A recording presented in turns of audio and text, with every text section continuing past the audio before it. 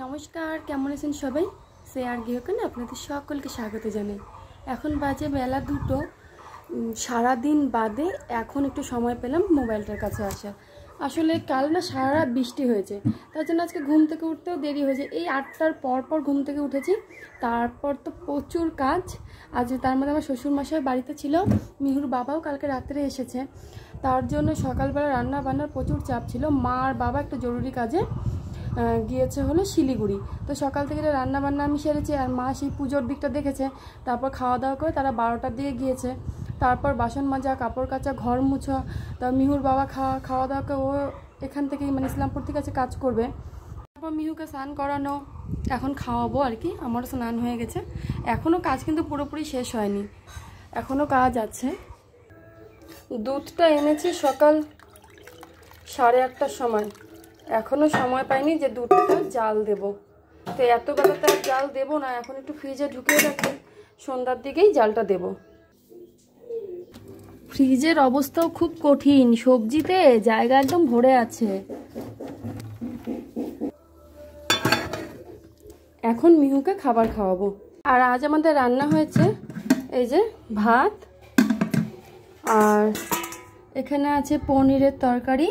আজ শনিবার তাই সব নিরামিষ। এখানে ভেন্ডি ভাজা আর ডাল করা হয়েছিল, তা ডালটা একটু বেঁচে গিয়েছিল, সেটা শুকিয়ে নিয়েছি। এটা মিহুর বাবা খেতে খুব ভালোবাসে ডাল শুকনো। আর সকালে করেছিলাম বকফুলের বড়া, এখানে তো তেল বেঁচে গেছে, সেটা ঢেকে দিয়েছি। সকালে করেছিলাম ডাল, বকফুলের বড়া, এই ভেন্ডি ভাজা আর পনিরের তরকারি। তো এখন ডাল বকফুলের বড়া দুটোই শেষ।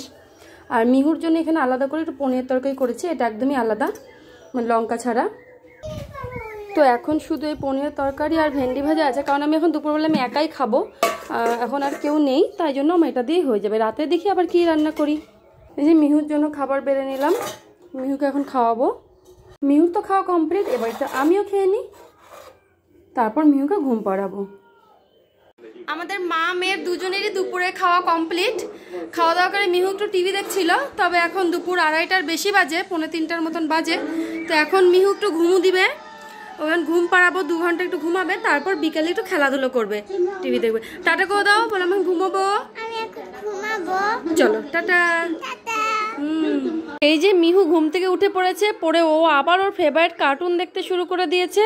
এটা ওর ফেভারিট কার্টুন। এখন আমার জন্য আর মিহুর জন্য বানিয়ে নিব মৌসুম্বি লেবুর জুস। তারপর আমরা একটু তৈরি হয়ে নিব। মিহুর বাবা ফোন করে বলল যে আমরা একটু বাইরে যাব, অ্যাকচুয়ালি আমরা একটু ডাক্তার দেখাতে যাব। না সেরকম বড় কিছু ব্যাপার না, আমার একটু পায়ে ব্যথা, তার জন্য ডাক্তার দেখাতে যাব, তাই বলে একটু রেডি হয়ে নাও। তাহলে আজকের ভিডিওটা আমি এখানেই শেষ করছি, এখন একটু তাড়াতাড়ি আছে, এখনই জুসটা বানিয়ে মিহুকে খাইয়ে রেডি করব। তাহলে ভিডিওটা আজকে এখানেই শেষ করছি।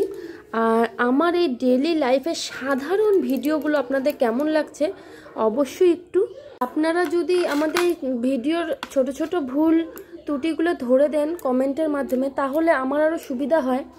আর সত্যি বলতে আমি একটা হাউস ওয়াইফ, আমার কী বা বাইরে যাবার ভিডিও দিব, আমি সেইভাবে বাইরে বেরোতেও পারি না। আমার সাধারণ রান্না বান্না কাজ আর মিহুকে নিয়ে সময় কাটানোর ভিডিওগুলোই দিই।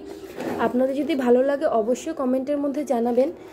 আর আশা করছি আমি নিত্য নতুন ভিডিও দেওয়ার আরও চেষ্টা করব। আর এই যে এখন মিহুকে জুস খাওয়াবো,